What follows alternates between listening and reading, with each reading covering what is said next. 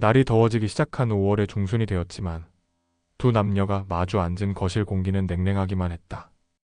오늘 미국에서 들어온 민차혁이 정략 결혼으로 와이프가 된 다연에게 이혼 서류를 내밀었기 때문이었다.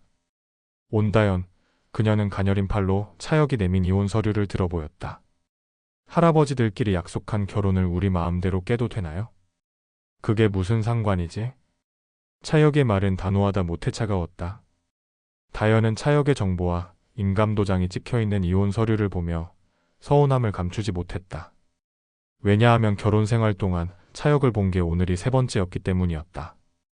결혼식을 올리자마자 홀로 미국으로 떠나버린 그를 두 번째 만난 건 작년 시할머니의 장례식장에서였다. 그리고 오늘 세 번째 만남에서 차혁은 이혼을 말했다. 생각할 시간 좀 줘요. 생각해도 답은 똑같겠지만 사흘이야. 다연에게 선심 쓴다는 듯 사흘을 말하고 난 차혁은 자신의 방으로 들어갔다. 자신이 비워뒀던 방은 그가 온다는 소식에 직원들이 묵은 먼지를 말끔하게 치우고 난 이후였다. 방 주인의 이미지를 닮은 듯 차가운 느낌이 가득한 공간에서 방 안에 놔둔 1인 소파에 누운 차혁은 한숨을 깊게 내쉬었다. 할아버지의 장례식 이후 오래간만에 보게 된 다연은 어느덧 첫살이 쏙 빠져 있었다. 원래도 귀염상이었기에 귀여운 이미지는 여전히 남아있었지만 거기에 더해 성숙한 느낌이 물씬 묻어났다. 어릴 땐 그저 귀엽기만 했던 다연은 성인이 되자마자 할아버지들에 의해 원하지도 않은 결혼을 해야 했다. 차혁은 세상 해맑던 과거의 다연을 떠올리다가 눈을 감았다. 생각해도 답은 똑같겠지만 사흘이야. 미국에서 돌아온 차혁에게 이혼하자는 말을 들었어도 수업은 들어야 했기에 학교에 오긴 했다. 하지만 강의 시간 내내 다연의 머릿속은 그가 한 말로 가득했다. 애초에 그와 결혼 생활이라고 할 것도 없었지만 그래도 서류상으론 부부인데 이렇게 이혼을 말할 줄은 몰랐다. 차혁의 할아버지 민기천과 다연의 할아버지인 온설종은 오랜 친우셨다. 두 분의 할아버지는 각자 가정을 차린 뒤에도 교류를 활발하게 이어오셨고 각자 아들을 낳았다. 할아버지들의 영향으로 친하게 지내왔던 아들들은 시간이 흘러 서로의 가정을 차리고도 이 인연을 소중하게 이어왔다. 3대에 걸친 인연 속에서 어릴 적부터 차혁과 친하게 지내왔던 다연이었지만 그녀는 자신들이 이렇게 결혼까지 하게 될 거라곤 상상도 하지 못했다.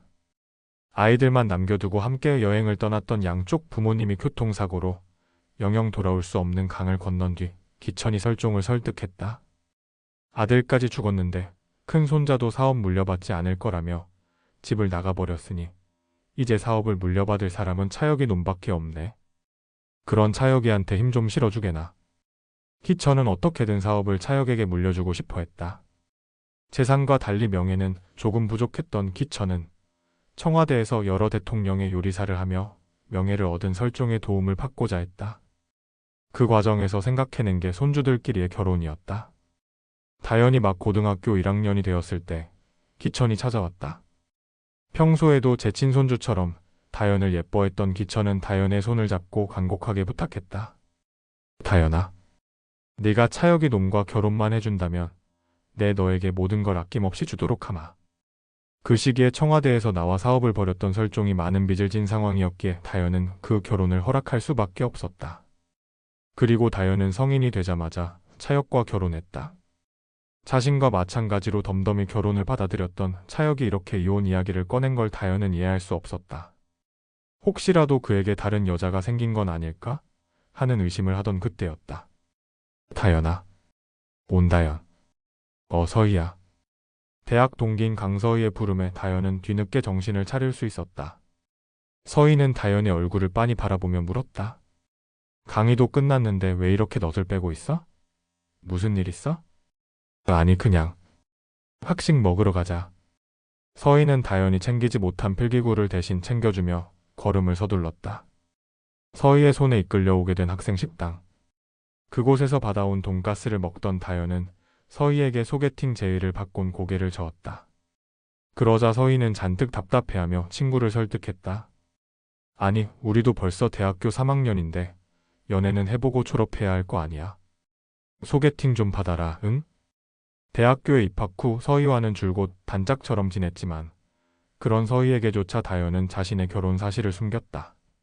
할아버지들의 배려로 차혁과 결혼식을 올릴 때도 가족들끼리 초촐하게 진행했다. 덕분에 다현은 공식적으로 미혼이었고 솔로였다. 집순이인 다현과 달리 동아리 활동을 활발하게 하는 서희는 다현이 늘 솔로인 게 못마땅했다. 서희는 살면서 본 여자 중에 다현만큼 예쁜 사람을 본 적도 없었다. 주변 남자 선배들도 다현을 탐냈지만 다현은 남자에겐 영 관심이 없어 보였다. 내가 지난번에 말했던 그 오빠, 얼굴도 괜찮고 성격도 좋다냐. 하하, 나는 아직 연애할 준비가 안 돼서. 그러다가 평생 혼자다. 이렇게 예쁜데 왜 남자친구를 만들 생각이 왜 없지 대체? 도무지 이해할 수 없다는 듯 고개를 젓는 서희를 보며 다현은 그저 멋쩍게 웃기만 할 뿐이었다. 차라리 넛을 빼놓고 있더라도 불편한 소개팅 제의를 받더라도 학교에 있는 게 더 편했을까? 차혁과 마주치지 않기 위해 일부러 학교 도서관에서 밤늦게까지 있다가 집에 들어간 다현은 숨을 죽이며 제 방으로 향했다. 워낙에 넓고 큰 집이라 차혁이 자신이 왔다는 사실은 알지 못할 것이다. 그렇게 생각했는데 쥐새끼처럼 몰래 들어왔네. 아, 깜짝이야. 방에 들어가기 직전 다현은 보기 좋게 차혁에게 들키고 말았다. 비웃음을 띠던 차혁은 가느다랗게 뜬 눈매로 다현을 바라보았다. 나 같으면 이렇게 눈치 볼 바엔 이혼 서류에 도장 찍었을 것 같은데. 사흘씩 필요가 있나? 이상하게도 이 상황에서 다현은 어린 시절의 차혁을 떠올렸다. 어릴 적부터 자신이 봐왔던 차혁은 늘 다정한 사람이었다. 사춘기에 접어들었어도 어린 자신에게만큼은 살갑게 대해주었던 그는 결혼 이야기가 나오고부터 냉정한 사람으로 바뀌었다. 뜬금없게도 어린 시절에 다정했던 차혁을 회상하던 다현은 용기를 내어 물었다. 혹시 절 기다린 거예요? 어릴 때는 반말도 곧잘 썼지만 언젠가부터는 차혁에게 존댓말을 썼다. 그러나 다현은 인지하지 못했다. 자신이 내뱉는 존댓말이 눈치 보던 평소와 달리 친근한 느낌을 담고 있다는 사실을. 그 느낌을 눈치챈 차혁은 약간은 당황한 기색을 비쳤다. 결혼 이야기가 나오고부터 자신을 볼 때면 언제나 눈치 보던 그 아이가 오히려 지금 같은 분위기에선 당돌하게 질문을 던지고 있으니 말이다. 그리고 그를 더 당황하게 한 건 그녀의 말대로 차혁은 다현을 기다렸기 때문이었다. 당황한 기색을 숨긴 그가 천천히 입을 열었다. 말했어, 나는. 생각해봤자 똑같을 거라고. 그 말만 남긴 그가 매몰차게 등을 보이며 사라졌고 다현은 한동안 멍하니 서 있다가 채 방으로 들어갔다.